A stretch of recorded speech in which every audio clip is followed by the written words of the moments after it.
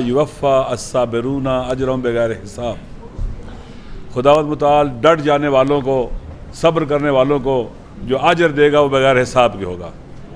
पाकिस्तान की तारीख़ में PTI के वर्कर्स ने, लीडरशिप ने सब्र करने की, मुकावमत करने की, डट जाने की एक तारीख़ रकम की है। इंशाअल्लाह पाकिस्तान जीतेगा, पाकिस्तान के अवाम जीतेंगे, हम सब जीतेंगे और वो हारेंगे जो पाकिस्तान को डुबोने वाले हैं, पाकिस्तान की कश्ती में सुराख करने वाले हैं। वो हारेंगे, हार उनका मुकद्दर है, उनके चेहरों पर लिखा हुआ है। 8 फरवरी को भी हारेंगे, आइंदा भी वो हारते रहेंगे इंशाअल्लाह। मैं फिर आप सबको का शुक्रिया अदा करता हूँ, आप तशरीफ़ लाएँ और हम जब तक जिंदा हैं हम खान साहब के साथ हैं इस बयानिए पर, और इंशाअल्लाह इससे एक कदम भी पीछे नहीं हटेंगे और ये सिलसिला अभी तक जारी है। आप सब जानते हैं कि किस तरह से हुकूमत को गिराया गया आलमी एजेंडे के तहत, और उनके दाखिल में जो घुस बैठिए थे उन्होंने सहूलतकारी की और एक स्टेबल गवर्नमेंट को गिराकर पूरे मुल्क को बहरान का शिकार किया और जुल्म और सितम की इंतहा की। तमाम गैर कानूनी और गैर आइनी इकदाम किए गए और हथकंडे किए गए कि लोगों को डरा दें, खौफजदा कर दें, मायूस कर दें और इस तरह से उनका जो एपिसोड है वो कामयाब हो जाए। उनकी मिस कैलकुलेशन थी, उन्होंने PTI की लीडरशिप को नहीं पहचाना था, आवाम को नहीं पहचाना था, जिसके नतीजे में उनका हर कदम उन्हें दलदल में लेके जाता गया। वो साथ साथ पाकिस्तान को भी डुबोने की पूरी कोशिश करते रहे। इंतज़ार था इलेक्शन का, गैर आइनी तौर पर इलेक्शन को डिले किया गया, गैर कानूनी तौर पर इलेक्शन को डिले किया गया और जब मुनक़िद करने का वक्त है तो आप देखें कितने बेढंगे अंदाज से, कितने गैर कानूनी, गैर आइनी तरीके से इलेक्शन को उन्होंने मुनक़िद किया। आप जानते हैं कि लीडरशिप को प्रेशर डाला, जाली पर्चे काटे गए, औरतों को बंद किया गया, जवानों को बंद किया, 10-12 हज़ार जवान प्रेशर डाले गए, लोगों को डराया गया, धमकाया गया, कैंडिडेट्स को उठाया गया ताकि लोग डर जाएं, खौफजदा हो जाएं। लीडरशिप को जेल में डाल दिया गया, केसेस जाली बनाए गए और उसके बाद ताकि मायूस हो जाएं जेलों में डाला गया, सजाएं देना शुरू कर दी और इसी तरह से निशान छीन लिया। आज़ाद उम्मीदवारों को भी डराया गया, धमकाया गया ताकि कई निशान होंगे, लोग धोखा खा जाएंगे, नाउम्मीद हो जाएंगे, नहीं आएंगे। लेकिन लोगों ने उनकी स्ट्रेटजी को कि कम से कम लोग शरीक हों, मायूस हो जाएं, इलेक्शन में भरपूर तरीके से शिरकत करके उनको नाकाम बनाया, नामुराद बनाया। और फिर आपको पता है कि 8 के बाद जो रात आई वो धांधली की रात थी, यानी लोगों ने 8 को जो वोट डाले थे वो, और जो फिर रात 12 बजे के बाद वोट डाले गए वो इसलिए डाले गए थे ताकि लोगों के मैंडेट को बुलडोज किया जाए, चोरी किया जाए। ये गैर आइनी इकदाम है, गैर कानूनी इकदाम है और ये करने वाले आज तो कल जवाबदेह होंगे, इनसे पूछा जाएगा। अवाम जानते हैं, बच्चा बच्चा जानता है, चंद साल का जो बाशऊर बच्चा है वो भी जानता है कि धांधली हुई है, उससे पूछे, वो भी नाम जानता है सबके, किसने की है, वाज़ेह सबके सामने। अगर लोग अपने जो डोमेन उससे बाहर निकलेंगे, जो उनकी जिम्मेदारी से बाहर निकलेंगे, तो फिर इलेक्शन जो हुआ है, अमूमन इलेक्शन किस लिए होते हैं? बहरानों से निकलने के लिए। यहाँ इलेक्शन को बुलडोज करके बहरान खड़े किए गए हैं, मुश्किलात खड़ी की गई हैं। पाकिस्तान के अवाम डरने वाले नहीं हैं, मायूस होने वाले नहीं हैं, नाउम्मीद होने वाले नहीं हैं। पावर पॉलिटिक्स में पहले भी कहता हूँ, करने वाले इन चीज़ों को नहीं समझ सकते।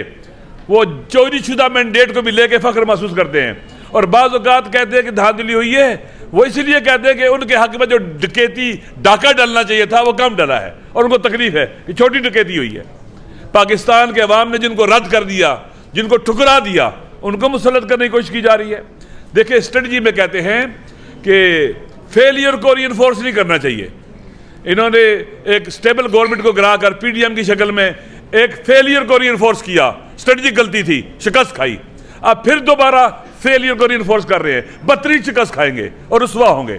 लिहाजा हम जैसे खान साहब बाहर थे, हम इकट्ठे थे, हम इकट्ठे हैं, हम उनकी औलाद हैं जिन्होंने पाकिस्तान बनाया था। हम फिरका वारियत फैलाने वालों को कभी भी कामयाब नहीं होने देंगे। हम PTI पर कभी बोझ नहीं बनेंगे, बोझ उठाने वाले बनेंगे, साथ देने वाले बनेंगे। हम नेशन बिल्डिंग की तरफ जा रहे हैं, एक ऐसी कौम जिसमें तमाम मसालिक हो, मुस्लिम हो, गैर मुस्लिम हो, तमाम अकवाम हो। वो सिर्फ और सिर्फ पाकिस्तान में नेशन बिल्डिंग का काम इमरान खान कर सकता है और कोई नहीं कर सकता। 80-90% लोग कहाँ खड़े हैं? खान साहब के साथ खड़े हैं, उस बयानिए पर खड़े जो उन्होंने दिया कि हमें गुलामी कबूल नहीं है। आज़ाद खारजा पॉलिसी, दाखिली खुद मुख्तारी, अपनी ज़मीन अड्डों पर नहीं देंगे, एब्सोल्युटली नॉट कहा है उनको, और फैसले खुद करेंगे, डिक्टेट नहीं होंगे। ये वो बयानिया जो पाकिस्तान के अवाम इसको मानते हैं, ये शरीफ गैरतमंद लोगों का और करीम लोगों का बयानिया है, पाकिस्तान के बेवफा बेटों का बयानिया है। इंशाअल्लाह हम इसी तरह से आगे बढ़ेंगे जैसे पाकिस्तान बनाते वक्त इकट्ठे थे, अब पाकिस्तान को बचाने का मरहला है, हम इकट्ठे होंगे, हाथों में हाथ देंगे। हमारा आपस में बहुत एतमाद है, बहुत ट्रस्ट है। आप यकीन कर लें कि जो हमें जानते हैं उन्हें पता है कि हमारी कितनी दोस्तियां आपस में, हमारे तो घर एक हैं। लिहाजा इंशाअल्लाह अज़ीज़ ये बहुत अच्छा फैसला है। मेरी खुद ये राय थी, ऐसे ही होना चाहिए। मैंने खुद कहा है कि साहबजादा हामिद रज़ा साहब सुन्नी इत्तेहाद कौंसिल के सरबराह हैं, बेहतरीन ऑप्शन वही है, और हम उसमें है कि हमें किसी किस्म का कोई क्या उसे कहते हैं कि वो क्या उसे कहते हैं कि तहफ़्फ़ुज़ नहीं है, खुशी है। यकीन कर लें आप, हम एक हैं, नाम फ़र्क हो सकते हैं, हम हैं ही एक। लिहाजा बहुत ज़बरदस्त है। इस मुश्किल मरहले में हम PTI के लिए साथ हैं। मैंने पहले भी कहा, खान साहब जिस बड़े काज को लेके चले हैं, जिसमें नेशन बिल्डिंग भी होगी, गवर्नमेंट बिल्डिंग भी होगी, कंट्री बिल्डिंग भी होगी, वतन को बचाने की तहरीक है।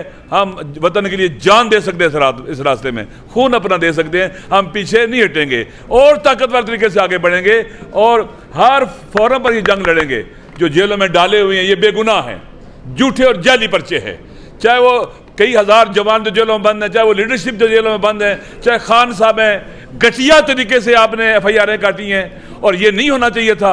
आप घरों में घुसे हो, शर्म आनी चाहिए। शरीफ आदमी, करीम आदमी, नजीब आदमी, हद अकल मुसलमान ना भी हो, जवां मर्द हो, मशरक़ी तहजीब इसकी इजाज़त देती कि आप लोग घरों में घुसे हैं, उनकी ख़वातीन को उठाएं, उनके बच्चे अकेले हैं, उनके शोरों को, बाज़ के घरों में कैंसर है, बाज़ ख़वातीन को कैंसर है। हम इंशाअल्लाह इनको आज़ाद करवाने की जदोजहद करेंगे, बावकार तरीके से बाहर निकलेंगे, अवाम सुरखरू होंगे और अवाम से लड़ने वाले वो हारेंगे। तारीख गवाह है कि जो भी अपने इमाम से लड़ा है वो हारा है। मैं इंशाअल्लाह हम मिल के इस वतन के लिए, पाकिस्तान के लिए, पाकिस्तान के अवाम के हकूक़ के लिए, पाकिस्तान की सरबलंदी के लिए मिल के जदोजहद करेंगे। इंशाअल्लाह आगे बढ़ेंगे। कश्मीरी ये जान लें, हम उनके हकूक़ के मुदाफ़ी होंगे।